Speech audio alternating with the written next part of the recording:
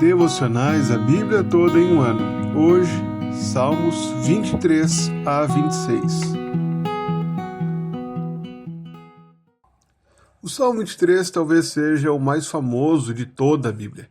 Este salmo é escrito por Davi e expressa justamente a confiança do salmista no Senhor. Ele começa louvando a Deus e reconhecendo que o Senhor o concede tudo o que é necessário. O Senhor é o meu pastor, nada me faltará. Davi demonstra confiança no Senhor quanto ao sustento, pois o Senhor o faz repousar em pastos verdejantes e leva para junto das águas de descanso. Ele reconhece que é o Senhor quem o guia por bons caminhos, pelas veredas da justiça, por amor do seu nome. E ele reconhece também que, ainda que esteja diante da morte, é o Senhor quem o guarda, é quem está com ele, e por isso ele não teme mal algum. A parte final desse salmo traz algumas divergências que não mudam o seu sentido. Alguns a interpretam como uma mudança de cenário, do campo como pastor para o palácio, e outras entendem que na verdade a descrição continua sendo das ovelhas, em que agora são levadas para o aprisco e ali são cuidadas, alimentadas e nutridas pelo pastor. Mas a certeza do salmista é o que fornece a nós a base para o ensino principal desse texto.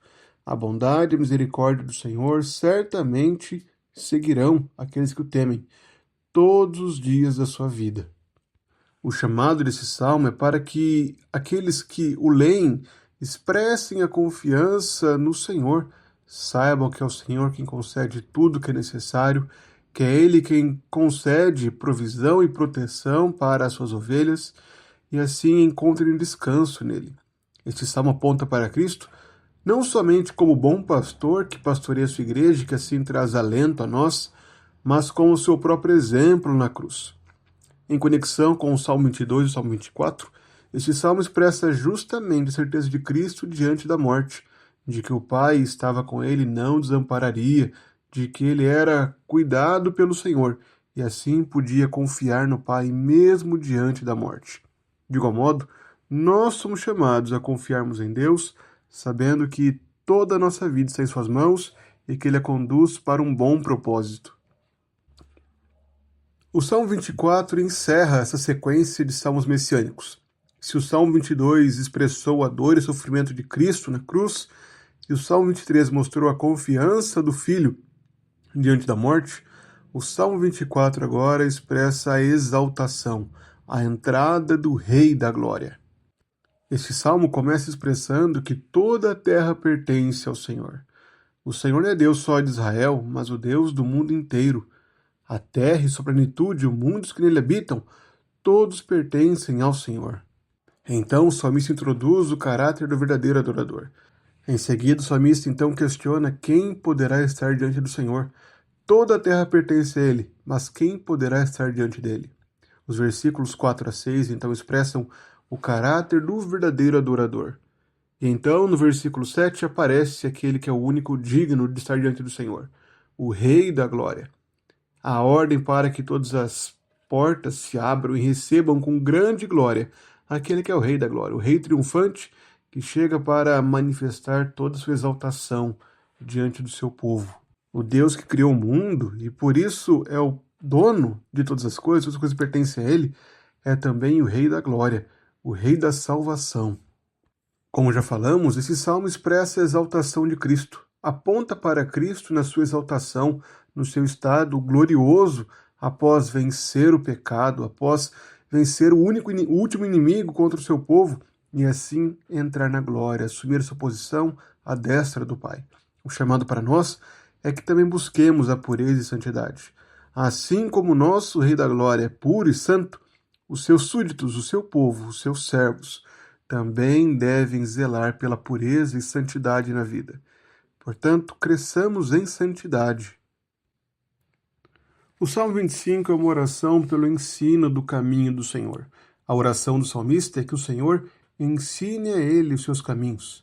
Ele pede ao Senhor que o faça conhecer os seus caminhos e também que o guie na sua verdade. Em seguida, ele declara que bom e reto é o Senhor, por isso aponta o caminho aos pecadores. Ele guia os humildes na justiça e ensina aos mansos o seu caminho. A base desses pedidos dessa oração é a aliança do Senhor. pois o Senhor atende aquele que o teme, o Senhor confia seus segredos àqueles que o temem, e ele fará com que conheçam a sua aliança. E assim o salmo encerra, confiando no apelo amoroso ao Senhor. Ele reconhece a aliança do Senhor e então clama para que o Senhor o perdoe, alivie seus fardos e também considere seus inimigos, e assim o guarde diante do perigo. Esse salmo ele convida os leitores a confiarem no Senhor em meio à aflição. Ele suplica pela orientação ao Senhor e pelo seu perdão diante das dificuldades da aflição. Esse salmo aponta para Cristo a falar da aliança, pois é por meio da obra de Cristo que nós podemos ter livre acesso a Deus para orarmos e para recebermos esses benefícios. Se nós agora somos conduzidos por Deus, se temos o perdão do pecado, se podemos confiar no Senhor em meio às aflições, é porque Cristo nos reconciliou com Deus. Portanto, somos totalmente dependentes da obra de Cristo para assim desfrutarmos dos benefícios desse salmo. Muitos estudiosos afirmam que o Salmo 26 não se trata de um clamor por justiça, primordialmente, mas sim sobre a aproximação de Deus no culto, no templo. O salmista começa com uma confissão de sua confiança. Ele se aproxima de Deus e pede por justiça, confiando em sua integridade. Ele se dispõe a ser examinado pelo Senhor. E então, na sequência do texto, ele começa a apresentar os passos ao lavar as mãos, na inocência, ao amar a habitação da casa do Senhor. Ele pede que o Senhor não acolha aqueles que andam em pecado, que o Senhor não considere como um pecador, como alguém sanguinário, mas que na verdade o Senhor o livre da sua culpa. E termina o salmo com a certeza e a confiança de que pode permanecer diante do Senhor. Esse salmo aponta para Cristo, pois somente Cristo é totalmente justo. Por mais que o salmista aponte para sua integridade, o único homem totalmente íntegro foi Jesus Cristo, aquele que abriu um novo e vivo caminho para que nós pudéssemos aproximar de Deus, não por nossa justiça, mas por meio da justiça que Ele nos concede para todos aqueles que creem nele. Portanto, ao nos aproximarmos de Deus, façamos isso não confiando em nossos méritos, mas sim na obra de Cristo.